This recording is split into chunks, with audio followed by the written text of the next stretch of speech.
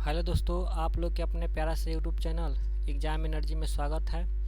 आज हम लोग 20 के दांत जो पाठ है, जो क्लास 10th के हिंदी के बुक गोधुली का दूसरा पाठ 20 के दांत है। इसमें जो भी महत्वपूर्ण तथ्य है उसको पढ़ेंगे और इस पाठ में जो भी महत्वपूर्ण ऑब्जेक्टिव क्वेश्चन है उसको देखेंगे, है ना। क्योंकि हम लोग का लगातार रिवीजन होते रहना चाहिए, क्योंकि नो रिवीजन नो डिवीजन, बिना रिवीजन का डिवीजन नहीं, ठीक ना। तो वीडियो स्टार्ट करने से पहले हम हमेशा एक शुभ विचार के साथ आते हैं और वही शुभ विचार आपके सामने प्रस्तुत हो रहा है। देखिए, प्रेम से बड़ी दूसरी कोई शक्ति नहीं, प्रेम से बड़ी कोई दूसरी शक्ति नहीं, और सेवा से बड़ी कोई तृप्ति नहीं। देखिए, अगर आप किसी का सेवा करते हैं तो बहुत तृप्ति मिलती है, शांति मिलती है कि चलो हम तुम्हारा हेल्प किए हैं। और दया से बड़ी कोई मुक्ति नहीं, अगर दया करते हैं तो इसे मुक्ति मिलती है। और माँ बाप से बड़ी कोई संपत्ति नहीं। मुक्ति मतलब होता है छुटकारा।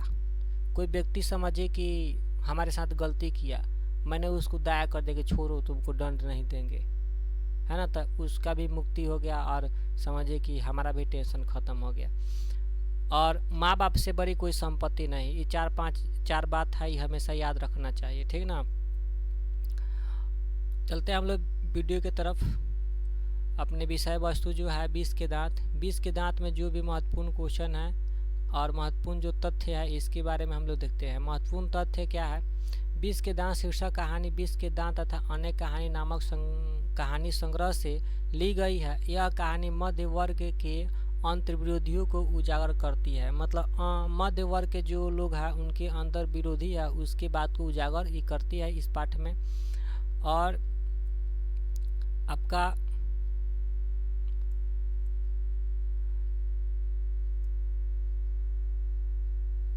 दूसरा है ठोस सामाजिक संदर्भ पर आश्रित यह कहानी जितनी प्रतीकात्मक है उतनी ही मनोवैज्ञानिक है। यह कहानी एक तरह का है, मनोवैज्ञानिक है और प्रतीकात्मक भी है, जो निम्न उदाहरण से स्पष्ट होता है। देखो यहाँ पर निम्न उदाहरण दिया गया है, इसके बारे में समझेंगे।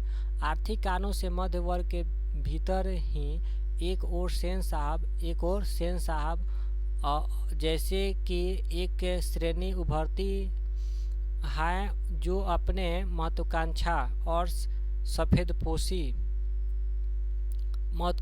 सफ़ेद पोशी के भीतर लिंग भेद जैसे कुसंस्कार छिपाए हुए हैं।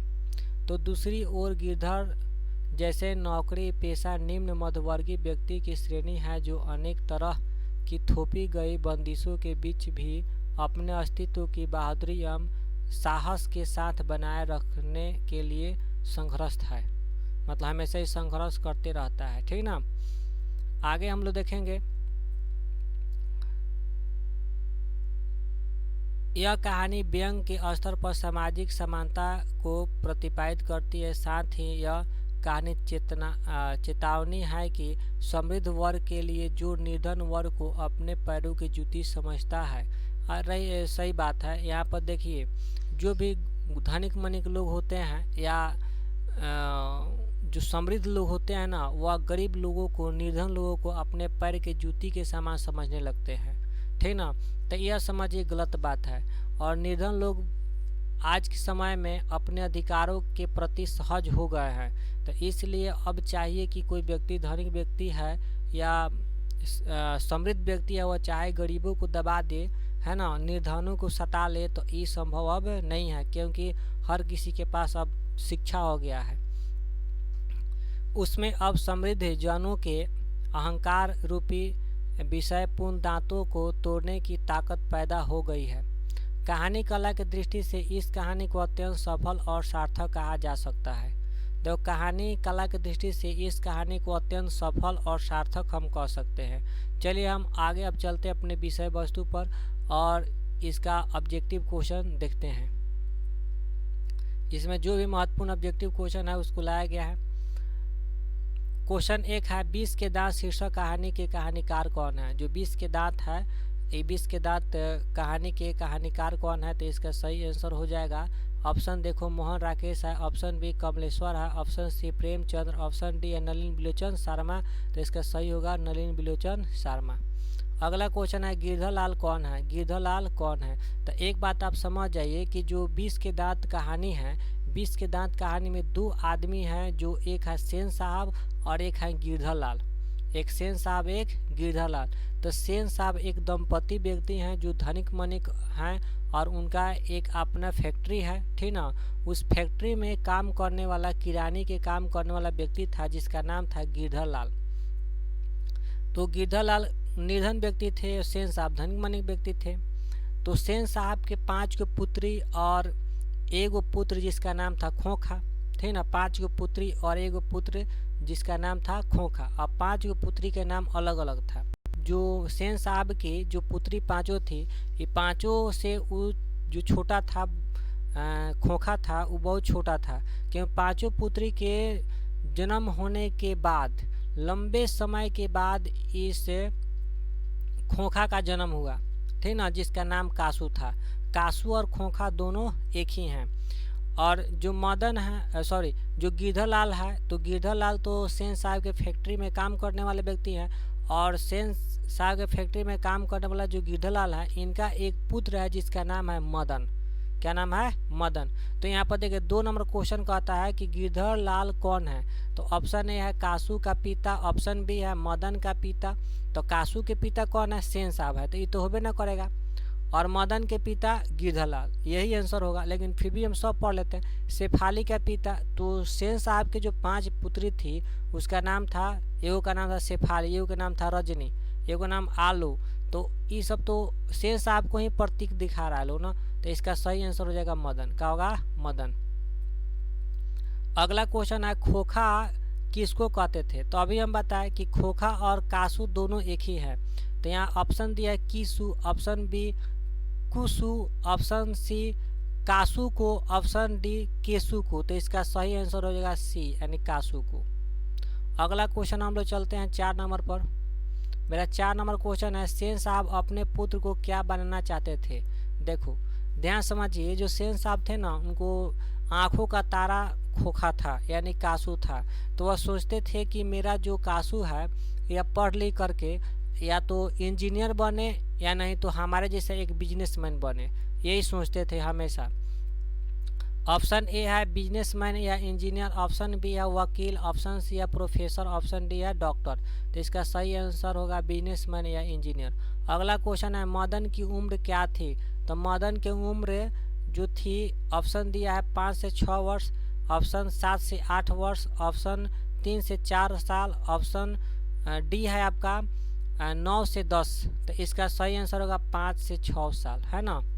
अगला क्वेश्चन आपका है कासू मदन के साथ किस खेल में शरीक होना चाहता। देखो यहाँ पर कमाल की बात आ गया, है ना। किसी कारण एक बार की बात है कि जो मदन है वह सेन साहब के जो कलाकार है वहाँ पर गया था खेलते खेलते कार को देखने के लिए। बहुत अच्छा कार था देखने में। तो इसके लिए ना क्या हुआ कि जो शोफर था यानी सेन साहब के ड्राइवर उसको मार दिया था, ठीक ना। तो इसके लिए करके उसको मन में, मदन के मन में थोड़ा सा विचार अलग था। वह दिन घर पर आया था तो उसकी माँ भी उसको पीटी थी, उसके पिता भी उसको खूब पीटे थे, गिरधरलाल भी खूब पीटे थे, ठीक ना। तो मदन के मन में थोड़ा सा अलग प्रकार का विचार बन गया था। तो मदन अपने जो गांव में अपना टोला था, अपना जो गली था, उस गली में के जो बच्चे सब था उसके साथ खेल रहा था, लट्टू का खेल खेल रहा था, ठीक ना। तो उसी में कासू आया, और कासू आया और बोला कि हमको भी लट्टू दो खेलने के लिए, ठीक ना। तो यह मदन ने बोला कि हम तुम खेलने नहीं देंगे। तो यहाँ पर समझिए क्या होगा, फुटबॉल के खेल में, हॉकी के खेल में, बैडमिंटन खेल में और लट्टू के खेल में। तो इसका सही आंसर हो जाएगा लट्टू के खेल में, ठीक ना। खेलने भी नहीं दिया, दोनों में क्या हुआ, मारा मारी हुआ। आगे चलते हैं। देखो देखो यहाँ पर लड़ाई भी हुआ, आगे समझिए, लड़ाई हुआ, ठीक ना। जब लट्टू का खेल नहीं, लट्टू मांगा कासू की मदन हमको लट्टू दो, हमको भी खेलना है। तो मदन बोला कि तू बहुत बड़े बाप का बेटा है, जाओ अपने बाप से खरीदवा के लाओ, हम तुमको नहीं देंगे, ठीक ना। अब यह जो कासू इस बात को सुन करके आव न ताव देखा, एक थापा जोड़ दिया अब मदन भी इस तरह नहीं सोचा, अब धर के 2 थापड़ घींच दिया। अब इसी के बीच में दोनों में क्या हुआ, खूब झगड़ा होने लगा। अब वहाँ पर जो दोस्त था लोग सब, जब कासू मदन को पटकता था तब बोलते लगे वाह कासू वाह। जब मदन का करता कि उसको पटकता था तो लोग बोलते थे कि वाह मदन वाह। मतलब ये जो दोस्त लोग थे ना, वह लड़ाई का ना खूब आनंद लेते थे लोग और एक दूसरे को चढ़ाते थे लोग, ठीक ना। लास्ट में हुआ कि मदन ने कासू को 2 गो दांत तोड़ दिया। कितने दांत? 2 गो दांत तोड़ दिए। तो देखिए यहाँ पर 7 नंबर क्वेश्चन है, मदन ने कासू के कितने दांत तोड़ दिए? तो ऑप्शन ए है 3, option B 1, option C 2, option D 4। तो ऑप्शन सी जो है 2 होगा। क्या होगा? 2। अगला क्वेश्चन है हमारा कि गिरधरलाल किसकी फैक्ट्री में किरानी था? अभी आपको तो बताया ना। तो यहाँ पर ऑप्शन ए है मुखर्जी साहब की फैक्ट्री में, ऑप्शन बी सेन साहब की फैक्ट्री में, ऑप्शन सी पत्रकार महोदय की फैक्ट्री में, ऑप्शन डी सेन साहब की फैक्ट्री में। तो किसमें? सेन साहब की फैक्ट्री में, है ना। चलिए आगे हम देखते हैं, सेन साहब किसके व्यंग से ऐंठकर रह गए? है ना। अब व्यंग मतलब बात विचार, आपको यहाँ पर एक बताते हैं, समझिए। सेन साहब और पत्रकार महोदय एक बार अपने घर में बैठे हुए थे लोग, है ना। तो हुआ का कि जो पत्रकार महोदय थे वो पूछ रहे थे कि आपका तो बेटा बहुत मतलब लटला है और शरारती है, इसको आप क्या बनना चाहते हैं? तो सेन साहब बोले कहा कि मैं अपने पुत्र को, ठीक ना, बिजनेसमैन या इंजीनियर बनना चाहता हूँ, ठीक ना। और सेन साहब पूछे कि पत्रकार महोदय आप बताइए कि अपने पुत्र को आप क्या बनना चाहते हैं? तो पत्रकार महोदय बोले कि इसकी मर्जी है, या जो बनेगा मैं वह बनाने के लिए तैयार हूँ, मैं इसके आज़ादी छीन नहीं सकता हूँ। अब ये बात सुन करके सेन साहब पूरा ऐंठ कर रह गए, ठीक ना। तो किन के बातों को सुन करके ऐंठ कर रह गए? तो यहाँ पर जगह पत्रकार महोदय के व्यंग से, ठीक ना, पत्रकार महोदय के व्यंग से। अगला क्वेश्चन है, नलिन बिलोचन शर्मा का जन्म कब हुआ? है ना। नलिन बिलोचन शर्मा का जन्म कब हुआ? तो ऑप्शन दिया हुआ है 14 जनवरी 1915, ऑप्शन बी है 18 फरवरी 1916, ऑप्शन सी है 22 मार्च 1917, ऑप्शन डी है 24 अप्रैल 1915। तो बोलिए इसका सही आंसर क्या होगा? तो इसका सही आंसर होगा 18 फरवरी 1916 को, बी नंबर। अगला क्वेश्चन, नलिन बिलोचन शर्मा का जन्म कहाँ हुआ? मतलब कि जन्म स्थान पूछ रहा है। तो इसका ऑप्शन दिया हुआ है गांधी घाट पटना, गांधी घाट पटना, कृष्ण घाट पटना, और उसके बाद में सी है बदर घाट पटना, और ऑप्शन डी है रानी घाट पटना। तो आप तो समझ सकते हैं कि पटना तो 100% है, लेकिन पटना में किस जगह पर है इसको चुनना है। तो इसका सही आंसर हो जाएगा बदर घाट पटना। अगर यह वीडियो आपको अच्छा लगता होगा तो इसे लाइक कीजिए, अपने दोस्तों में शेयर कीजिए, और इस चैनल पर नए हैं तो चैनल को सब्सक्राइब कीजिए, क्योंकि आपका इस तरह का वीडियो हमेशा मिलते ही रहेगा। अगला क्वेश्चन है, नलिन बिलोचन शर्मा के पिताजी का क्या नाम था? जो नलिन बिलोचन शर्मा हैं उनके पिताजी का क्या नाम है? तो ऑप्शन ए है पंडित रमावतार शर्मा, ऑप्शन बी पंडित कृष्णावतार शर्मा, ऑप्शन सी है पंडित मृत्युंजय शर्मा, ऑप्शन डी पंडित दशावतार शर्मा। तो बोलिए क्या होगा इसका सही आंसर? तो इसका सही आंसर होगा पंडित रामावतार शर्मा। एंड लेखक परिचय में आपको ये सब बताया गया है। अगला क्वेश्चन है, नलिन बिलोचन शर्मा की माता जी का क्या नाम था? जो नलिन बिलोचन शर्मा हैं उनके माता जी का क्या नाम था? तो ऑप्शन ए है Padmavati Sharma, option B Kalavati Sharma, option C Ratnavati Sharma, option D Indravati Sharma. तो बोले इसका सही आंसर क्या होगा? तो इसका सही आंसर होगा रत्नावती शर्मा। अगला क्वेश्चन है आपका 14 नंबर, दृष्टिकोण किसकी रचना है? दृष्टिकोण किसकी रचना है? तो ऑप्शन ए है रामावतार शर्मा की, ऑप्शन बी नलिन बिलोचन शर्मा की, ऑप्शन सी मोहन राकेश की, ऑप्शन डी प्रेमचंद्र की। तो बोलिए क्या होगा इसका सही आंसर? तो इसका सही आंसर होगा नलिन बिलोचन शर्मा की। अगला क्वेश्चन है लड़कियां क्या है? कठपुतलिया है। किसे इस बात पर गर्व है? लड़कियां क्या है? कठपुतलिया है ना। किसे इस बात पर गर्व है? तो ध्यान दीजिएगा, ऑप्शन ए है भाई बहन को, ऑप्शन बी चाचा चाची को, ऑप्शन सी मामा मामी को, ऑप्शन डी माता पिता को। बोले क्या होगा इसका सही आंसर? तो इसका सही है माता पिता को। मतलब माता पिता के लिए जो लड़कियां है कठपुतलिया है ना। इस बात पर किसको गर्व है? तो माता पिता को गर्व रहता है। क्वेश्चन नंबर 16 है मोटर कार को किससे खतरा हो सकता था? जो मोटर कार था मतलब उसका खतरा किससे हो सकता था? तो ऑप्शन ए है कासू से, ऑप्शन बी मदन से, ऑप्शन सी खोखा से, ऑप्शन डी इंजीनियर से। तो बोले इसका सही आंसर क्या होगा? तो आपका यह तो दोनों होबे नहीं करेगा, और यहाँ पर कासू से खोखा से, तो कासू और खोखा दोनों एक ही है, लेकिन इसमें अंतर क्या है? इसका सही आंसर क्या होगा बताइए? तो देखिए कासू जो लिखाता है ना कासू, तो कासू में यह सू नहीं होकर के ऐसे होता है, यहाँ पर ऐसे सू होता है, ठीक ना। लेकिन यहाँ पर दिया ऐसे सू दिया है, इसकी वजह से ई का है गलत है, ई नहीं होगा, आपका यह सही होगा।